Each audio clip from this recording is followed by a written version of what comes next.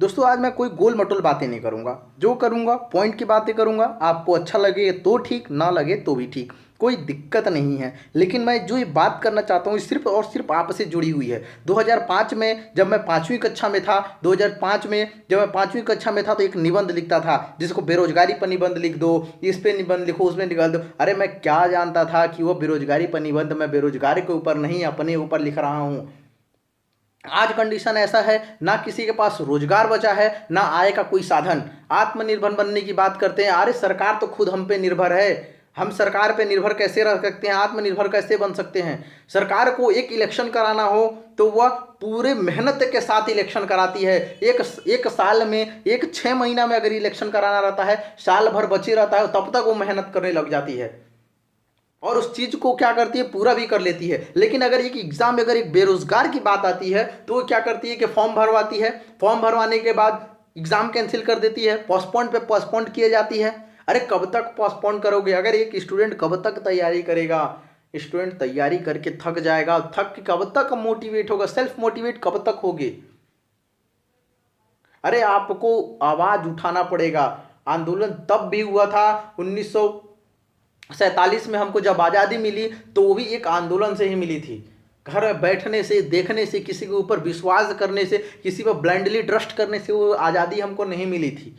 उसके लिए हमको युद्ध लड़ना पड़ा था, जंग लड़ना पड़े था, अपनी आवाज़ों को बुलंद करना पड़ा था, तब वो जाके वो आज़ादी मिली थी। सन 1857 की क्रांति को आपको याद करना पड़ेगा, तब जाकर के आज़ादी मिलेगी। अरे कब तक चुप बैठोगे? जब तक सवाल नहीं करोगे तब तक आप आगे नहीं आओगे और आप सिर्फ और सिर्फ एक बेरोजगार बनकर ही रह जाओगे। ये है 2020 में बेरोजगारी दर के डाटा। अगर जनवरी की मैं बात करूं तो जनवरी में 5.77 के शहरी बेरोजगारी थी, वहीं पर ग्रामीण में 6.66। अरे मार्च अप्रैल तक आते आते बेरोजगारी दर देखो कहां पर पहुंच गई है। मैं बिना बात के नहीं बोलूंगा, मेरे को क्या चाहिए? मुझे नौकरी चाहिए, मुझे और कुछ नहीं चाहिए। एक युवा को और कुछ नहीं। अरे एक युवा आप से करोड़ों का जॉब नहीं मांग रहा है। अगर 35,000 की भी सैलरी आती है, उसके घर चलता हुआ एक मिडिल लाइफ जीना चाहता है और उसी में अपनी जीवन अच्छे से काट सकता है, लेकिन नहीं, उनको वो भी नहीं देना है। एक वैकेंसी 2019 की फॉर्म भरी हुई वैकेंसी का आज तक कोई अता पता नहीं है कि आरआरबी रेलवे के एग्जाम होंगे नहीं होंगे, या कंडक्ट कराए भी जाएंगे कि नहीं कराए जाएंगे। और जब भी होता है एक लॉलीपॉप पकड़ा देते हैं। अभी सीईटी आ गया, पकड़ा दिए, अब इसमें झेलते रहे एक स्टूडेंट। अभी तक क्या कम थी एक मुसीबत, एक और मुसीबत आ गई, सीईटी पकड़ा दिए। इसके पीछे हम दौड़ रहे हैं, किसके पीछे पीछे दौड़े?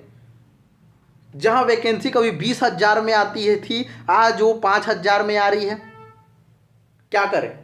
एक स्टूडेंट कब तक तैयारी करेगा, कब तक मोटिवेट होगा, कब तक सवाल नहीं पूछेगा आपसे? क्या आप चाहते? मेरे को पता है बहुत लोगों के नेगेटिव कमेंट आएंगे, बहुत लोग डिसलाइक कर देंगे। मेरे तो सब्सक्राइबर ही बहुत कम है, लेकिन फिर भी मेरा डिसलाइक हो जाएगा, क्योंकि सिर्फ और सिर्फ मैं हक की बात करना चाहता हूँ। मैं आपसे यही पूछना चाहता हूं कि आप कब तक तैयारी करेंगे? घर का पड़ोसी, बगल वाला पड़ोसी भी यही एक दिन मत बोल दे कि ये तो सिर्फ तैयारी करता रह गया और कोई एग्जाम न निकाल पाया। अरे जब ये सही निकल जाएगी तो आपकी इस तैयारी का क्या फायदा? अरे आत्मनिर्भर तभी बन पाएंगे हम जब रास्ता हो हमारे पास। आपने सारे रास्ते तो बंद कर दिए। आपको लॉकडाउन में कुछ भी करना हो आप कर ले रहे हैं, उसके लिए कोई कोरोना दिक्कत नहीं करता है। लेकिन जब यहाँ एक स्टूडेंट की बात आती है, आपको कोरोना चल रहा है, महामारी चल रहा है, ये चल रहा है, वो चल रहा है, दुनिया भर के आप परपंच बात करते हैं, मन की बात करते हैं। अरे आप मन की बात नहीं करते हो, बेमतलब की बात करते हो। कभी सवाल तो उठाओ। दोस्तों मैं ज़्यादा नहीं बोलूँगा, बस इतना बोलूँगा कि जो क्रिएटर बहुत अच्छे क्रिएटर हैं, जो इस चीज़ की तरफ अपने आपके लिए लड़ाई, हक की लड़ाई लड़ रहे हैं, कम से कम उसके चैनल को सब्सक्राइब कर लीजिएगा, उनके लाइक करिएगा, उनको सपोर्ट करिएगा, तब जा कर के आपके लिए कुछ हो पाएगा, नहीं तो कुछ नहीं हो पाएगा।